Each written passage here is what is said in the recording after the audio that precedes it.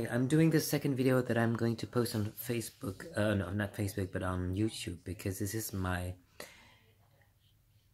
I'd like to say that this is like the first video of the new year, even though I've made a couple of videos before.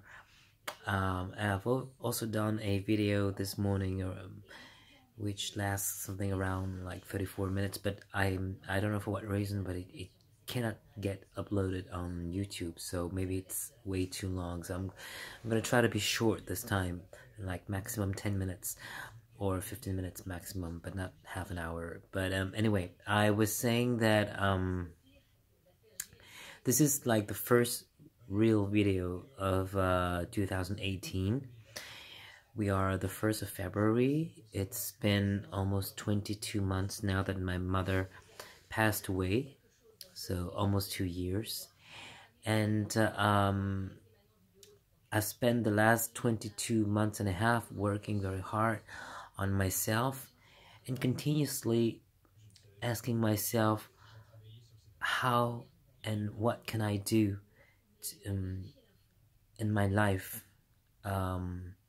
What am I able to do in my life to be able to overcome this horrible situation of frustration and of sadness and ultimately maybe depression. I don't want to end up into depression, and I don't want to I don't want to become a frustrated person. I guess I have to come to terms with the fact that I know that my mother passed away. Whether I do believe in God or not, I mean, I do believe in God, but whether I have proof or not of something above in the sky, like paradise or something else, that is something apart, I would say. But it's no solution for the everyday life that I have to lead now. I really am on my own. I have my own apartment. I've spent a lot of hours to decorate and to renovate this apartment that I'm renting. It's not even mine, but I'm renting it. So I have very good conditions now to material good conditions to really feel comfortable in my life and to start anew and to really go on with my life. I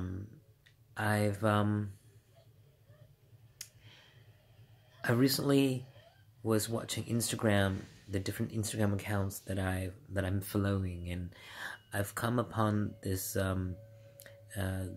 the one of the posts by Yolanda Hadid, and she was posting photographs of her children, Gigi Hadid, Bella Hadid, and especially her son Anwar Hadid. And because I'm watching Real Housewives of Beverly Hills all the time, I know about Yolanda through she's a woman who determines her her destiny and her fulfillment in life and her life experience through her children. I guess she is a divorcee. She got divorced twice, I guess, and now that she's older, the most important thing for her in life, and which maintains her in life, is the fact that she has 3 kids. I know that her mother has cancer, and I don't think her mother passed away, but anyway, her mother is sick, and she's very family woman. It's very important for her the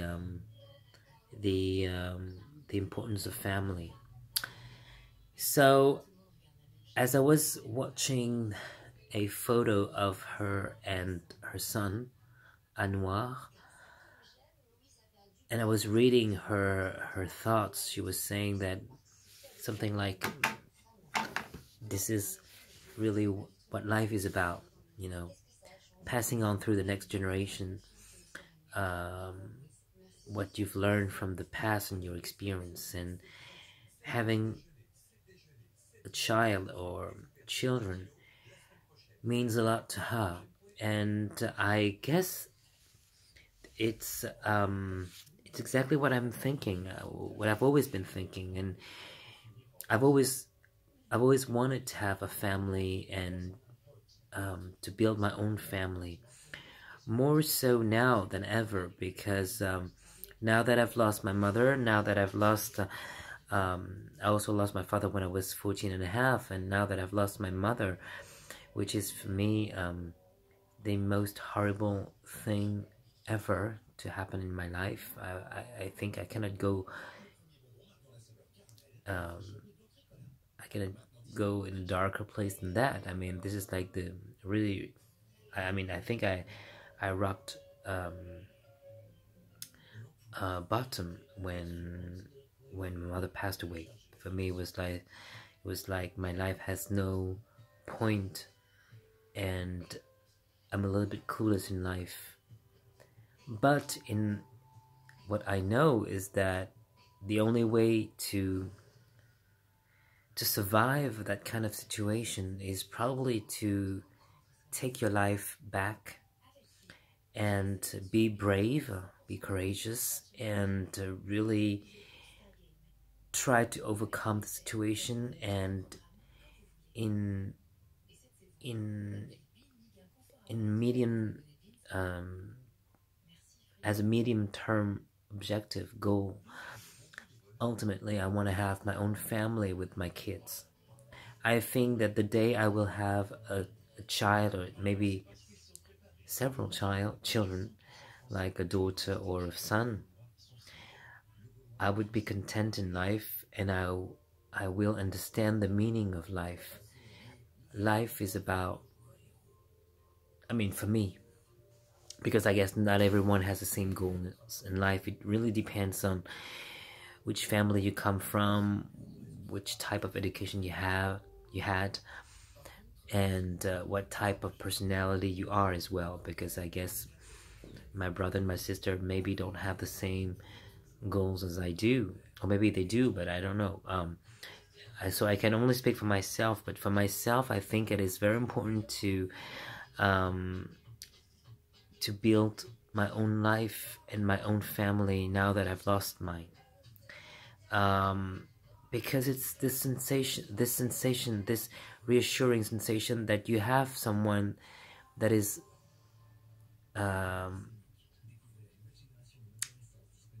intertwined with yourself, with you, on a very deep level, you know, the blood level, the genetic level. I don't want to adopt, because I haven't lost the ability to have children, I guess. So I guess it's all my decision, and it's up to me now to build my own family, to become a father, first of all to become a husband, and then to become a father, and maybe several times. I'm 41 years old, even though I think I don't look like I'm 41 years old, because I think I look a little bit younger. But still, I'm 41 years old, and I don't want to wait another decade to fulfill my goals. And I have to go fast. I think, I mean, I don't know how I'm going to do, but I know that I have to go fast. In everything that I do in my life, I have to go fast. I don't have the luxury of time anymore. So not to overstress myself with that, but still, I think you cannot do wrong if you do whatever is possible at every second of your life that you have to do. I mean, you know you want to have a family, then you have to build your own career first. You have to be financially established with a job, and you have to be smart to really find the job that will fulfill your life. And then through the job and through your activities, you can meet someone and start a life and build a new life. So yes, it's going to be difficult for me, because I'm not like every other guy, I guess. I'm a little bit different in a sense that I'm not overly sensitive. I mean, I'm sensitive. Am I sensitive? I'm sensible. I have feelings, but I'm not a weak person, and I'm not a romantic. I don't think I'm a romantic person, but I'm not a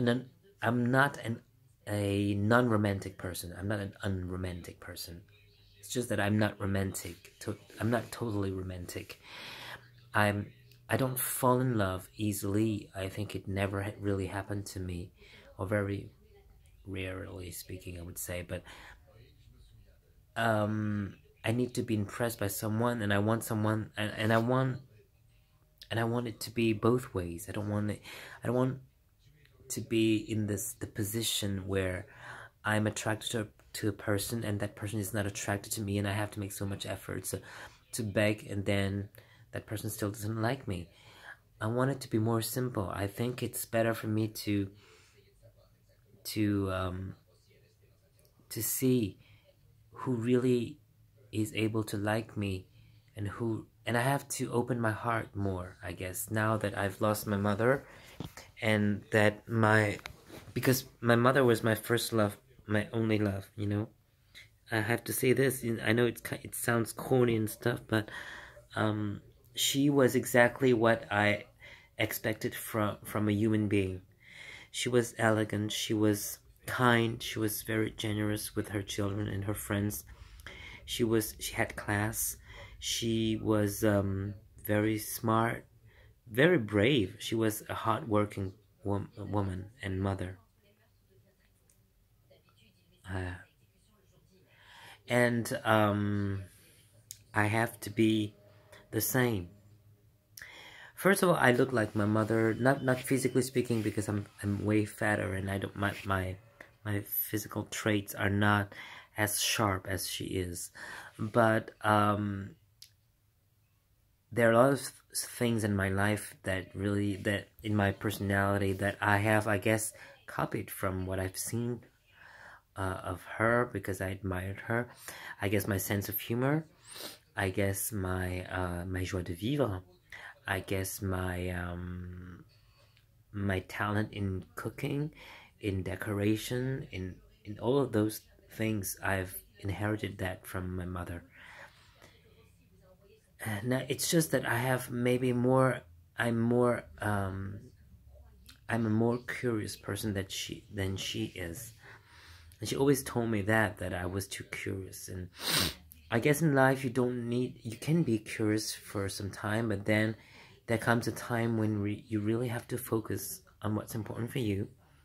And you know, friends come and go, and you cannot expect everything from your friends. You have to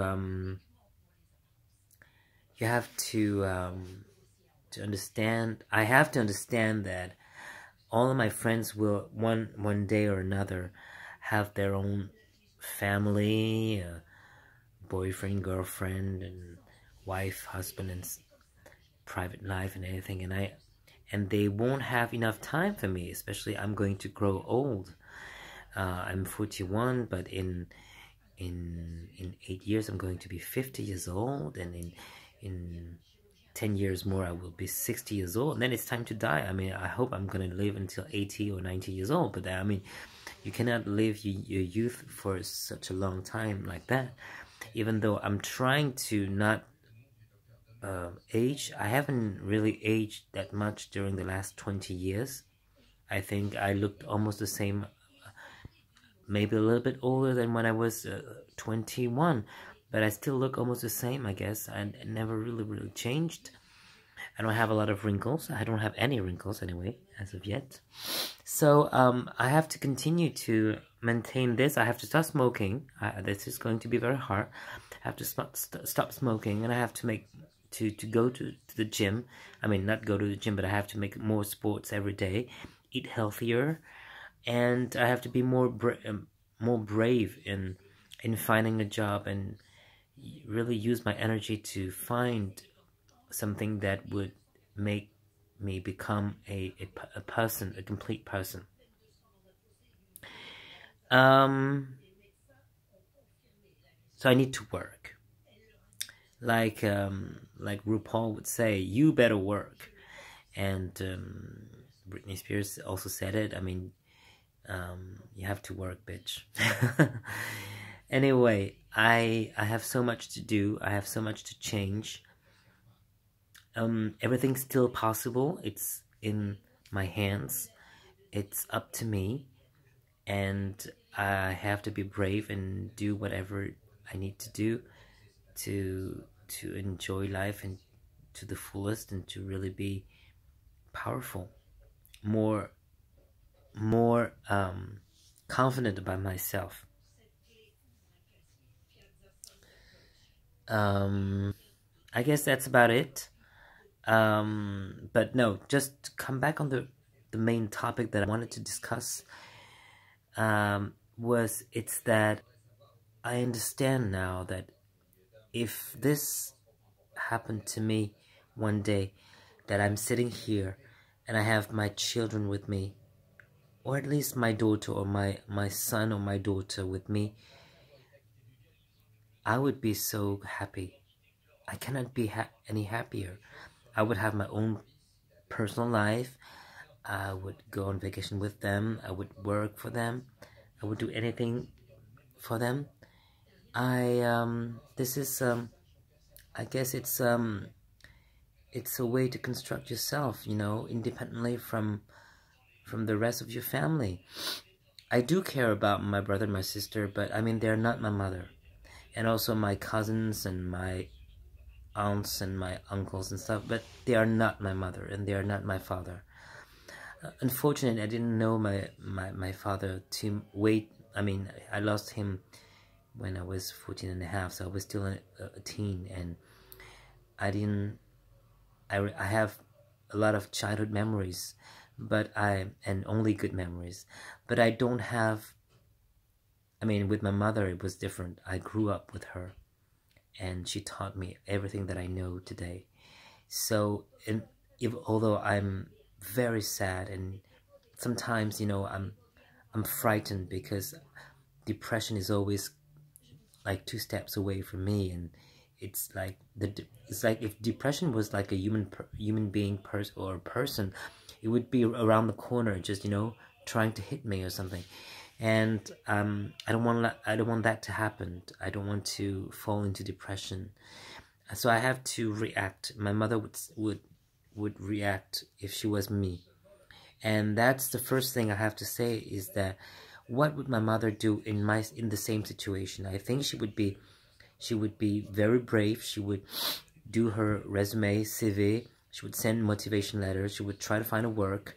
She would try to make money, and she would try her best to become someone in this life, and then maybe meet someone, and then maybe fall in love with that person, and then have kids and stuff. And I think that and later on in her life, she would construct her own. She would have kids, and she would say to her kids, you know, I lost my mother, and I was so sad, but then I met your father, and I built my own family, and now I have a wonderful family, and it's and that's life. And I understand now the sense of the purpose and the meaning of life, is that life is about giving life, probably, for some people anyway. So yeah, I understand now that this is my destiny, and I have to make it happen, because it won't happen by miracle. I have to make it happen. Okay, so anyway, I wanted to say that this has been 19 minutes, almost 20 minutes, so it's okay. So I'm gonna upload that. I hope it's going to work this time.